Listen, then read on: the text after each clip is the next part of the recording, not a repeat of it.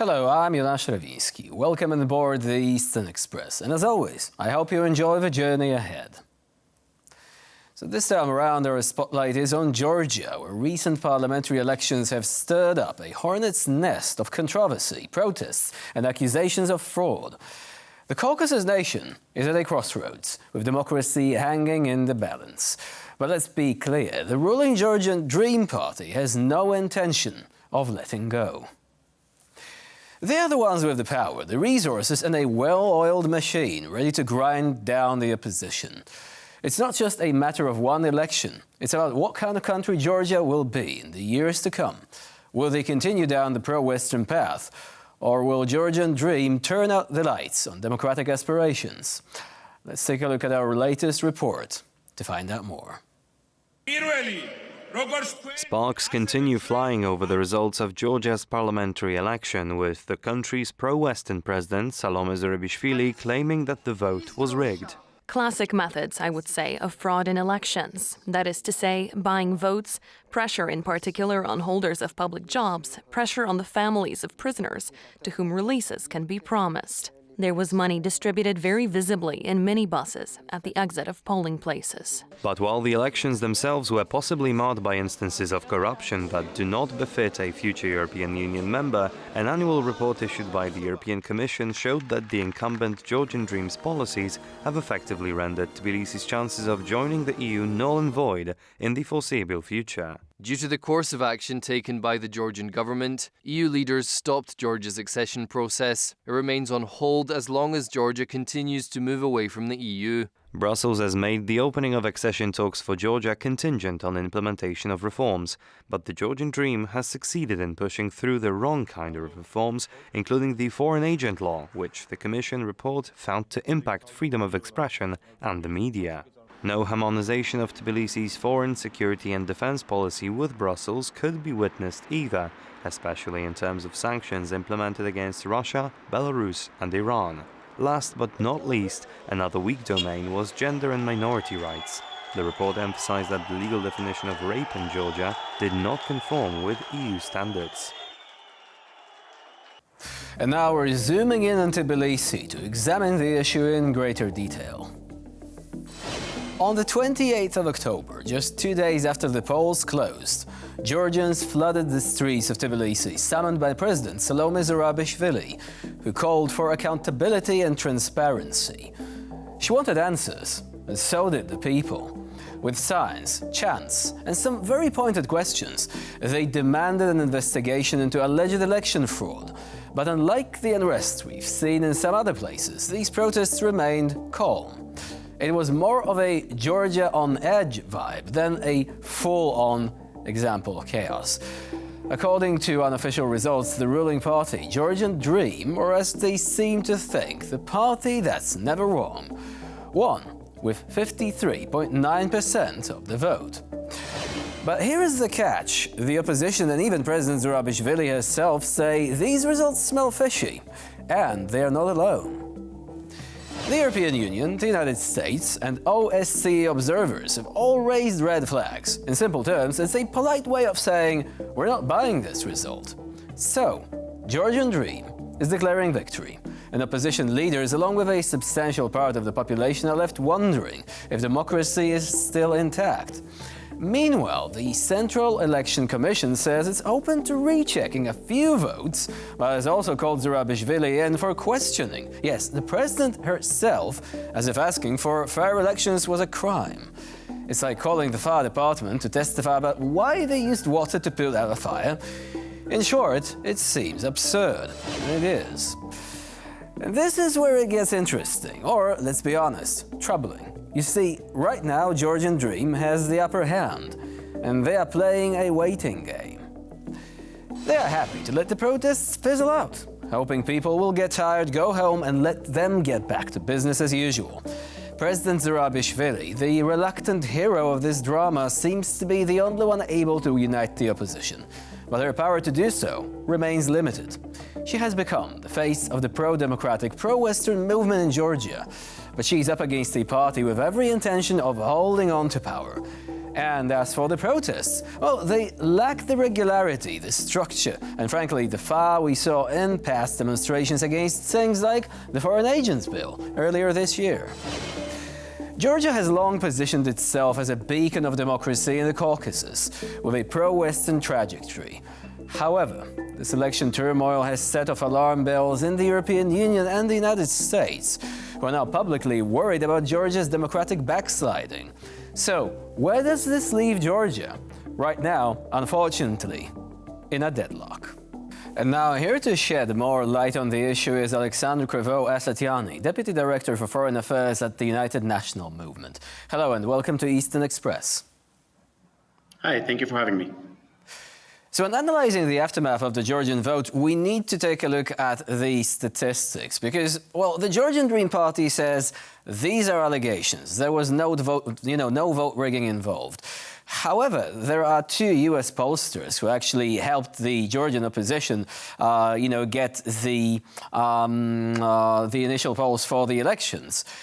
And they say the difference between the forecast, which was 40-something% for the Georgian Dream Party, and the ultimate result, which was more than 50%, is impossible to explain statistically. So, do you think that this is an argument which could prove crucial here when it comes to the discussion of how the Georgian Dream Party was really playing with democracy in a way that should never be done, essentially distorting the result of the elections? So when we talk about the polling companies that have done those exit polls, we have to remember that they're not just American polling companies.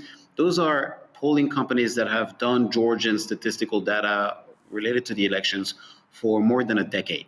One of them, Edison Research, has never had more than a 2 or 3 points margin of error in its exit polls, and now it had as much as 13 points. Now, the statistical probability of that happening is 0.11 more zeros, 37%, which is basically statistically impossible. But we don't even need to look at the polling data statistics because I understand that that's, no statistical science is 100% exact. We just have to look at the facts, what we saw on election day. What we saw was violence. We saw ballot stuffing. The footage exists. That's not a debate. That's not a discussion. The only thing that Georgian Dream gets to say about that is that, oh, yes, but it wasn't organized by us. Then who organized it? Who would possibly? Why is it that the vice chairman of the city council of Marneuli, which is the town where we saw the most obvious cases of ballot stuffing that the whole world saw, why is it that the vice chairman of the city council himself was the one jamming those ballots into the ballot boxes? Why is it that we saw so many criminals that were just recently released from prison hovering around polling stations? And also, why is it that the Central Election Commission allowed openly avowed Russian GRU operatives as election observers on election day, which is something that we just discovered a couple of days ago? These are all questions that Georgian Dream cannot answer, and the only answer to that is that it was not an election. It was just a pure act of thuggery. So we have ample evidence here, which is, as we've already said, reinforced by a brief glance at the science of statistics. Because the Georgian Dream Party can always say, isolated examples, nothing happened. But if it is actually impossible statistically for this to have happened, well, we do have a problem. By the way, the explanation that they did not organize, it's almost like we're looking at Crimea 2014. These are not our troops. These are not our ballot stuffers. I mean, history repeating itself in a way. But let's take a glance now at the situation after the elections. Some critics say the opposition is unable to create a united front, that the protests, while substantial, are not quite as intense as the ones which took place in the wake of the so-called Foreign Agents Law making its way through Parliament.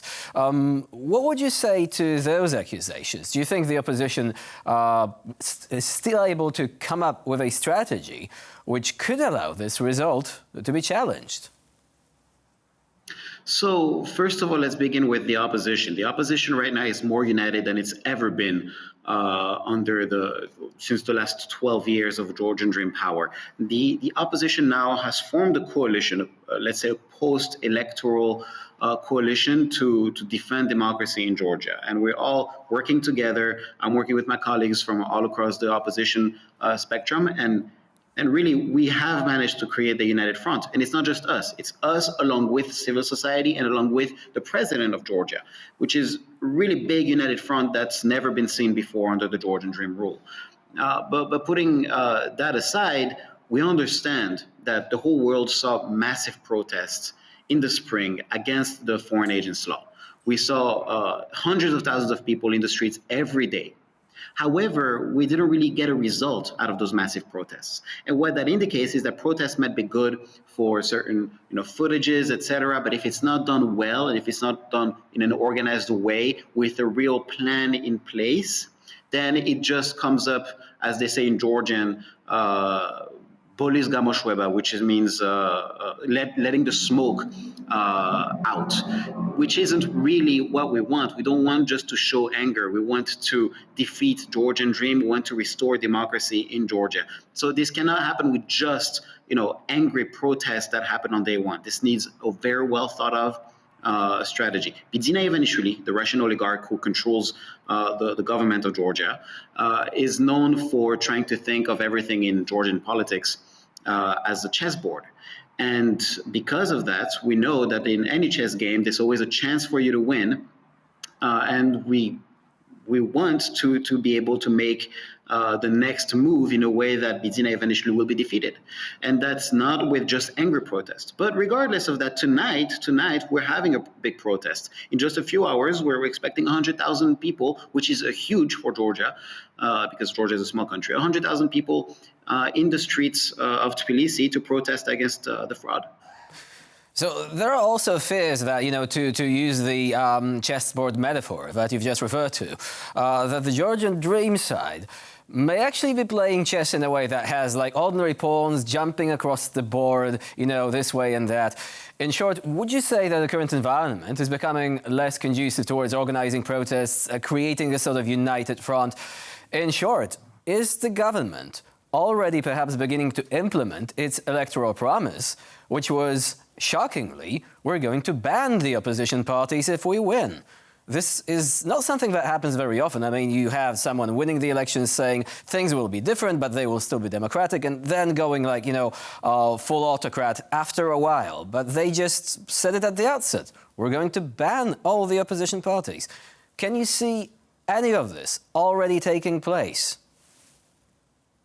So actually the office where I am right now, which is one of the opposition headquarters, right to my left, there's a broken window. And why is that window broken? Because on the night of the election, after the results were announced by the Central Election Commission, there was a band of young thugs who came and tried to break into the office. In front of it, it wasn't just a secret attack. It was in front of hundreds of journalists, both Georgian and international, who were here, and they were trying to break into the press room of the party. That was basically a threat. It was a sign. They weren't trying to do anything more than just some superficial damage, but it was a threat. It was kind of showing that this is what's going to happen now, and you better be prepared.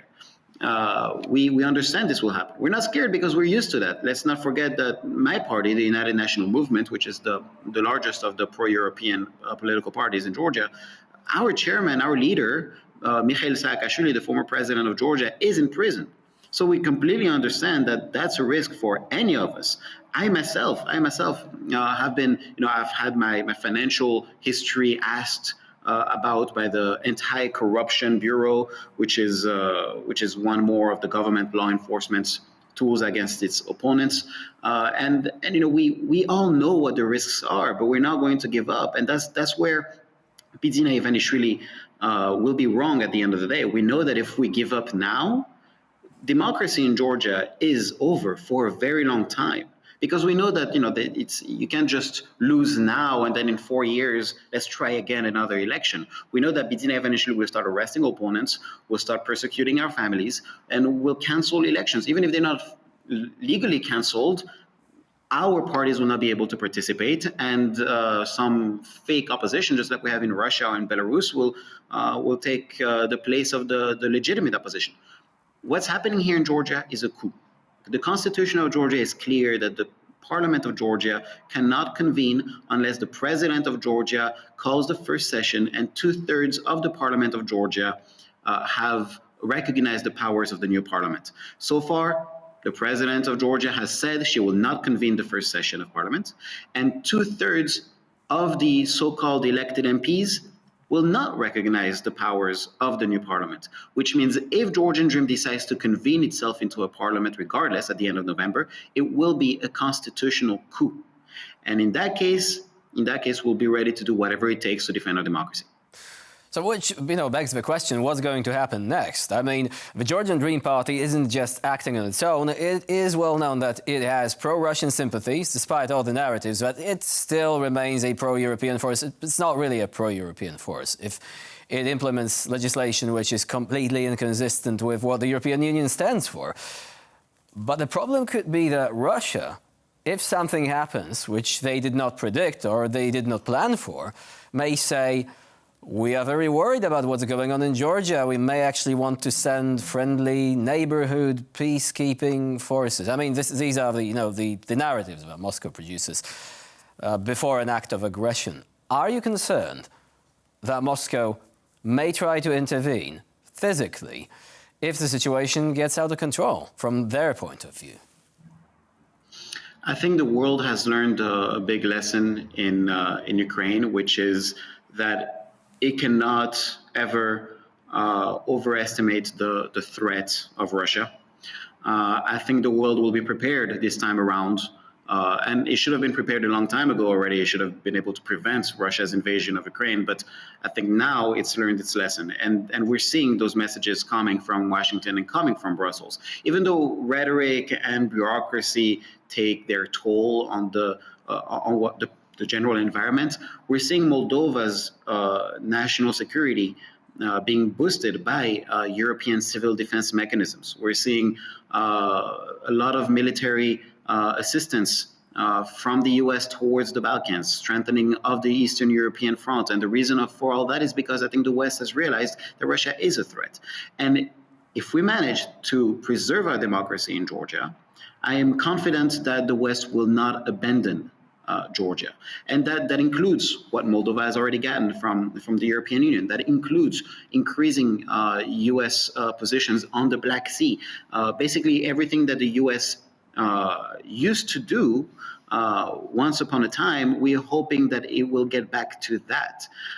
That's why we're confident that even though Russia will try, I don't think militarily. I think we need to realize that Russia itself doesn't really have the appetite for more military conflict. It has to import troops from North Korea to die on the front in Ukraine. And even here in the occupied territories of Abkhazia and Skin Valley, it's emptied out its military bases to send as cannon fodder in its invasion of Ukraine. So we don't think that it has the military appetite for another intervention, and this time here in the South Caucasus. But definitely, will it try to do something politically or through the form of hybrid warfare? Definitely. But we know that our partners won't give up on us. So, of course, this conversation also takes place right before the elections in the United States, and this may actually be another piece of the puzzle. How this is going to end up, well, we still don't know. What we do know, as you've mentioned, is that the free world must stand for its own values, especially when they can see a nation like the Georgians who are fighting for these values, but may actually not be able to complete this fight on their own. Alexander Cravo-Astatiani, Deputy Director for Foreign Affairs at the United National Movement, was our guest today here on TVP World. Thank you very much for joining us. Thank you. Thank you very much.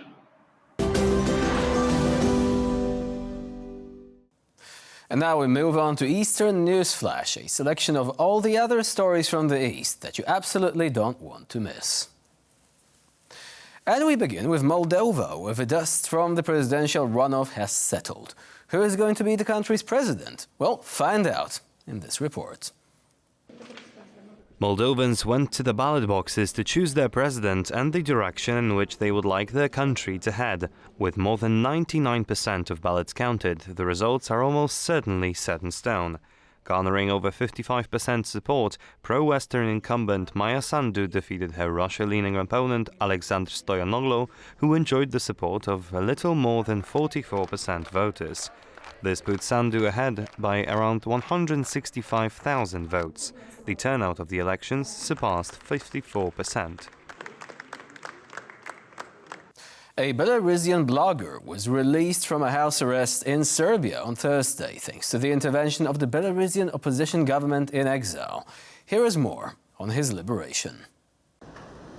Belarusian activist and journalist Andrei Khnyot was arrested at Belgrade's airport in late October 2023 at the behest of the Lukashenko regime.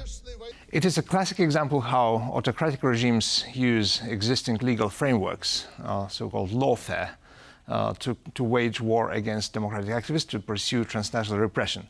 First, by using Interpol, he was arrested through red-flagged Interpol request, and then using existing extradition treaties with Serbia to try and get him back to Belarus, where he obviously would be imprisoned. Khnyot was released from house arrest in Serbia on Thursday. He credited discussions between Belarusian opposition leader Svetlana Tsikhanouskaya's team and Serbian President Alexander Vucic's office as crucial in securing his freedom and subsequent travel to Germany. In a bid to strengthen its defensive capabilities, Poland has started building fortifications along its borders with Russia and Belarus. Here is more on the program known as the Eastern Shield. Polish Prime Minister Donald Tusk has announced that the initial works to construct the extensive East Shield have begun. The design of the fortification is said to be based on experience gained from Ukraine's defense strategies. This line of defense is to complement an over 5-meter-tall wall erected in 2022 that now stretches for 186 kilometers to prevent illegal border crossings orchestrated by Belarus and Russia. The Sarah Wagenknecht Alliance, a new leftist populist party in Germany, is challenging Germany's pro-Ukraine stance by urging regional officials to oppose military support for Kiev. But should Berlin drop its efforts for embattled Ukraine, this would have far-reaching economic implications for Germany's budget. Here is the full story. The Sarah Wagenknecht Alliance made significant electoral gains this September in the eastern German states of Brandenburg, Thuringia and Saxony. And one of the reasons behind this success has been Wagenknecht's tapping into anti-war rhetoric, which the party has been trying to seed among mainstream parties. But a new analysis by the Kiel Institute for the World Economy suggests that ditching military aid to Ukraine would cost Germany's economy significantly more than maintaining current support levels. Germany has only been second to the US in terms of provided support to war-torn Ukraine. And for this episode of Eastern Express, it's the end of the line. Please stay with us here on TVP World for more latest news and updates.